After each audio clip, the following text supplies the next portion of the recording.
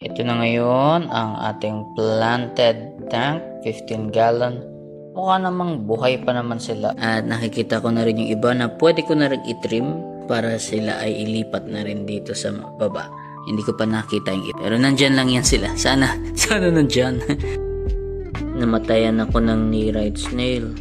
Tapos observation ko yung ibang mga halaman ay yan, nalanta yata yung iba. Tapos ito pa, lumita ulit yung mga suso na hindi ko naman gusto. Ano nandyan? O baka alisin ko rin sila. Hindi ko to pinagana. At so far, buhay pa naman ang mga isda. I just lost one knee-right snail here.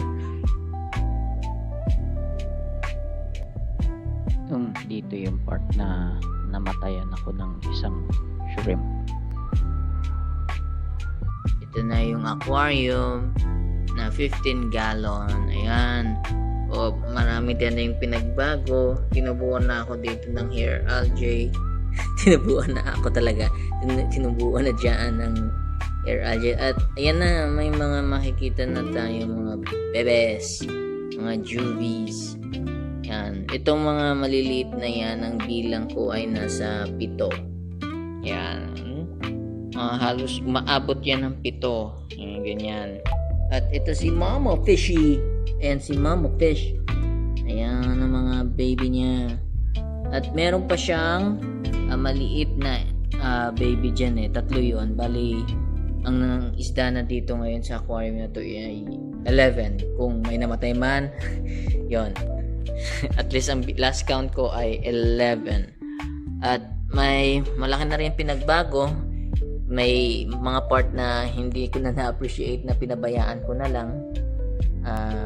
May mga kinat ako at inilipat dito. May ibang halaman na natunaw na. Nalusaw na. At yan, hindi ko na to ginalaw. Yan, pinabayaan ko na yan ng ganyan. Yan. At tulad ng sabi ko, ito na yung snail, knee-right snail na namatay. At syempre, nakikita na yung mga ilang nakalutang na dyan. Ano ba to? Nakalimutan kong tawag dito eh. Basta yun, mabilis din yan silang lumago. Yan. Buhay pa rin naman yung dalawa na lang yung shrimp na nakita ko. Siyempre namatay na nga pala yung isa, no. Nakalimutan kong tawag dito eh. Yan yung pinabayaan ko na lang. For sure dadami na naman yan. Yan.